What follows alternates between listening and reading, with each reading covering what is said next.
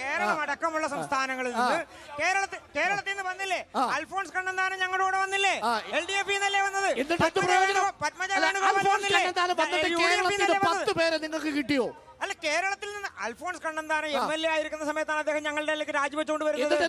അല്ലല്ല, പത്മജ വേണുഗോപാൽ വന്നില്ലേ?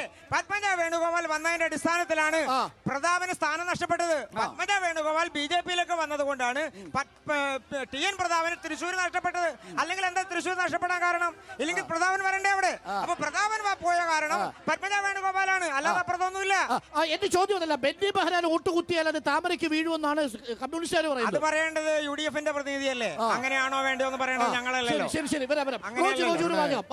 ഞാനേ ഇവിടെ നേതാക്കന്മാർ അങ്ങോട്ടും ഇങ്ങോട്ടും പോയത് കേരളത്തിന്റെ കണക്കും വേണമെങ്കിൽ ഞാൻ പറയാം. ഇവിടെ പ്രിയപ്പെട്ട ശ്രീ KK ഷിബു ഇവിടെ സൂചിപ്പിച്ചു. ഇവിടെ CPM-ന്റെ മന്ത്രിയായിരുന്ന സമുന്നതനായിട്ടുള്ള നേതാവായിട്ടുള്ള ശ്രീ വിശ്വനാഥ മേനോൻ, അദ്ദേഹം കേരളത്തിന്റെ ധനകാര്യ മന്ത്രിയായിരുന്ന വിശ്വനാഥ മേനോൻ പിന്നീട് BJP-യുടെ സ്ഥാനാർത്ഥിയായി മത്സരിച്ച കാര്യം നമുക്കറിയാം. അങ്ങനെ പേരുകൾ നമുക്ക് ഒത്തിരി അങ്ങോട്ടും ഇങ്ങോട്ടും ഒക്കെ പറയാൻ പറ്റും. ഞാൻ നേരത്തെ പറഞ്ഞല്ലോ, അങ്ങോട്ടും പോയിട്ടുണ്ട് ഇങ്ങോട്ടും വന്നിട്ടുണ്ട്. ബംഗാളിലും ബംഗാളിലും ത്രിപുരയിലും പാർട്ടി മൊത്തത്തോടെ പോയി. ഒരു കാലത്ത് 70-ലധികം എംപിമാരും രാജ്യത്ത് 500-ഓളം MLA-മാരും ഉണ്ടായിരുന്ന CPM-ന് കഴിഞ്ഞ തെരഞ്ഞെടുപ്പിൽ ഇന്ത്യൻ പാർലമെന്റിൽ ഉണ്ടായിരുന്നത് 3 എംപിമാർ മാത്രമാണ്. ആ പാർട്ടിയാണ്. അതിൽ 2 എംപിമാര് ജയിച്ചത് രാഹുൽ ഗാന്ധിയുടെ പടം വെച്ച് പോസ്റ്റ് അടിച്ചതുകൊണ്ടാണ്. അപ്പോ അവരാണ് ഇപ്പൊ കോൺഗ്രസിന്റെ കുറിച്ച് പറയുന്നത്. തമിഴ്നാട്ടിലെ നിങ്ങളുടെ 2 സ്ഥാനാർത്ഥികള്, തമിഴ്നാട്ടിലെ നിങ്ങളുടെ 2 എംപിമാര് ജയിച്ചു വന്നത് രാഹുൽ ഗാന്ധിയുടെ പടം വെച്ച് പോസ്റ്റ് അടിച്ചതുകൊണ്ടാണ്. അതുകൊണ്ട് ഇനി ഒരു കാര്യം കൂടി പറയാം.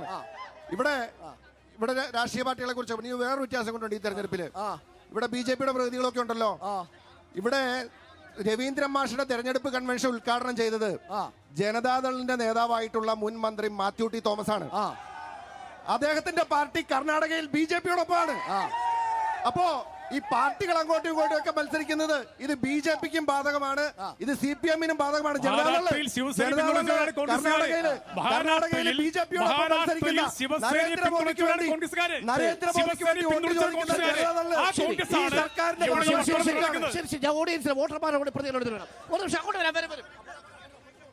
ആരൊക്കെ പോയതിന്റെയും വന്നതിന്റെ കണക്കൊക്കെ നമുക്ക് വസ്തുതരത്തിൽ പരിശോധിക്കാം. ഇന്നലെ ഐക്യരാഷ്ട്രസഭയുടെ ഒരു സ്റ്റേറ്റ്മെന്റ് വന്നിട്ടുണ്ട്. രാജ്യം ഇന്ത്യ ലോകത്ത് ഡിക്റ്റേറ്റർഷിപ്പിലേക്ക് ഏറ്റവും പ്രധാനം പോയിക്കൊണ്ടിരിക്കുന്ന ഏറ്റവും 10 രാജ്യങ്ങളിൽ ഏറ്റവും പ്രധാനപ്പെട്ട രാജ്യം മാറിയിരിക്കുന്നു. നിലനിൽപ്പിന്റെ പ്രശ്നമാണ്, നമ്മുടെ ജീവിതത്തിന്റെ പ്രശ്നമാണ്. 5 വർഷം ഇവിടെ നിന്ന് പോയ നരേന്ദ്രമോദി സർക്കാർ മാത്രമേ ഞാൻ ചോദ്യം പൂർത്തിയാക്കാൻ അനുവദിക്കൂ.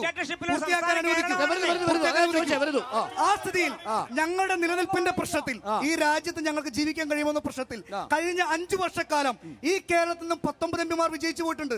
അവർ എന്ത് ചെയ്തു? പൗരത്വ നിയമ പ്രക്ഷോഭം കത്തി നിന്നപ്പോ ഞങ്ങൾ DYFI അഖിലേന്ത്യാ പ്രസിഡന്റ് തെരുവിൽ സമരം ചെയ്ത് ജയിലിൽ പോയപ്പോ രാഹുൽ ഗാന്ധി എവിടെയായിരുന്നു? കൊറിയയിലെങ്ങാണ്ടിരുന്ന് മറിയായിരുന്നു. നിങ്ങൾക്ക് ഞങ്ങൾ എന്ത് വോട്ട് ചെയ്യണം? ഞങ്ങൾക്ക് കുറച്ചു പേർ മതി, അവർ ഒപ്പം ഉണ്ടാകണം. കൊക്കിന് ജീവൻ പോകുന്നവരെ പ്രതിരോധമാകണം. അതിന് നിങ്ങൾക്ക് കഴിയുമോ? ഈ 19 കഴിഞ്ഞിട്ടില്ല. പിന്നെ നിങ്ങൾ എന്ത് പറഞ്ഞാണോ? ഒരു കാര്യം പറയൂ.